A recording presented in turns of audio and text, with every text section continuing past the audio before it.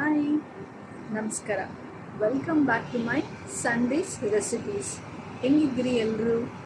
ಇವತ್ತು ನನ್ನ Sunday dishes ನಾನು ಇವತ್ತು ಹುರುಳಿಕಾಳು ಪಲ್ಯನ ಮಾಡಬೇಕಂತ ಅಂದ್ಕೊಂಡಿದ್ದೀನಿ. ಹುರುಳಿಕಾಳು ಪಲ್ಯ, ಆಮೇಲೆ ಚಪಾತಿ, ರೈಸ್ ಮತ್ತು ಹುರುಳಿ ಕಟ್ಟಿನ ಸಾರು ಹೆಂಗೆ ಮಾಡೋದು ಅಂತ ಇವತ್ತಿನ ನನ್ನ ಸಂಡೇ ರೆಸಿಪಿನಲ್ಲಿ ನಾನು ತೋರಿಸ್ಕೊಡ್ತೀನಿ. ಹಾಗಂದರೆ ಹೋಗೋಣ. Welcome back to my Sundays special dishes. ನಾನಿವತ್ತು ಬೆಳಗ್ಗೆ ವಾಕಿಂಗ್ ಹೋಗೋಕ್ಕಿಂತ ಮುಂಚೆ ಒಂದು ಬೊಗ್ಸೆ ಅಂತಂದರೆ ಅರೌಂಡ್ 150 ಗ್ರಾಮ್ಸ್ ಆಗುತ್ತೆ. 150 ಗ್ರಾಮ್ಸ್ ಅಷ್ಟು ಹಾರ್ಸ್ ಗ್ರಾಮ್ನ 2 ಸತಿ ತೊಳೆದು ನೀರಲ್ಲಿ ನೆನೆ ಇಟ್ಟಿದ್ದೆ. ಇಲ್ಲಿ ನೋಡಿ ಎಷ್ಟು ಚೆನ್ನಾಗಿ ಉಬ್ಬಿದೆಯಲ್ಲ, ವೆರಿ ನೈಸ್. ಒಂಚೂರು ನಾನು ಬಾಯ್ಲ್ ಮಾಡ್ಕೊಳ್ಳೋಕೆ ಇಟ್ಕೊಳ್ತೀನಿ. ಈ ಕುಕ್ಕರಲ್ಲಿ ಇದನ್ನು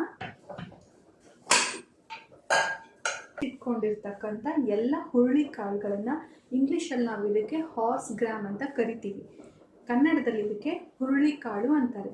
ಹುರುಳಿ ಕಾಳನ್ನು ತಿಂದರೆ, ಹುರುಳಿ ಅಂದರೆ ಹಾರ್ಸಿಗೆ ಹಾಕುವಂಥ ಫುಡ್ಡು.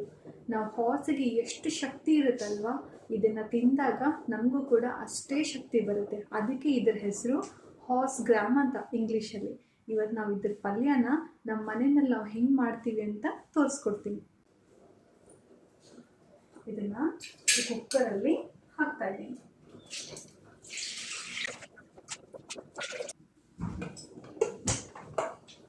ಅಲಸಂದೆ ಕಾಳಿಗೆ ಮೆಂತ್ಯ ಸೊಪ್ಪು ಕಾಂಬಿನೇಷನ್ ಆದರೆ, ಹುರುಳಿಕಾಳು ಪಲ್ಯಕ್ಕೆ ಈ ಸ್ಪ್ರಿಂಗ್ ಆನಿಯನ್ಸ್, ಉಳ್ಳಾಗಡ್ಡಿ ಸೊಪ್ಪು ಅಂತ ಏನು ಅಂತೀವಲ್ವ, ಇದು ಬೆಸ್ಟ್ ಕಾಂಬಿನೇಷನ್.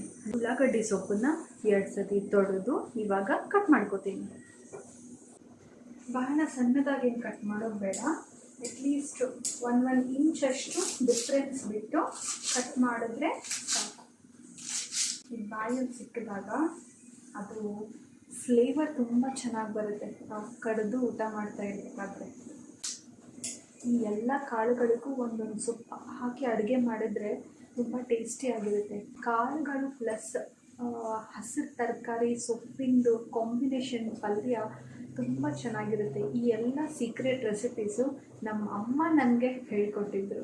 ನಾನು ಅದನ್ನೇ ಫಾಲೋ ಮಾಡ್ತಾ ಇದ್ದೀನಿ. ನಮ್ಮ ಮನೆಯಲ್ಲಿ ಒಂದು ತರಕಾರಿ ಮಾಡಿದ್ರೆ ಒಂದು ಕಾಳು, ಆ ಒಂದು ಕಾಳು ಪಲ್ಯಕ್ಕೆ ಒಂದು ಹಸಿರು ಸೊಪ್ಪಿನ ತರಕಾರಿ ಕೂಡ ಮಿಕ್ಸ್ ಮಾಡಿ ಕಾಳು ಪಲ್ಯನ ಮಾಡ್ತೀವಿ ನಮ್ಮ ಮನೆಯಲ್ಲಿ.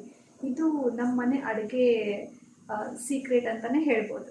ಬೆಳ್ಳುಳ್ಳಿ ಹಾಗೆ ಉಳ್ಳಾಗಡ್ಡಿ ಸೊಪ್ಪು ಕಟ್ ಮಾಡ್ತಾ ಇರಬೇಕಾದ್ರೆ ಮಿಡ್ಲಲ್ಲಿ ಒಂದು ಸ್ಟೆಮ್ ಥರ ಬರುತ್ತೆ ನೋಡಿ,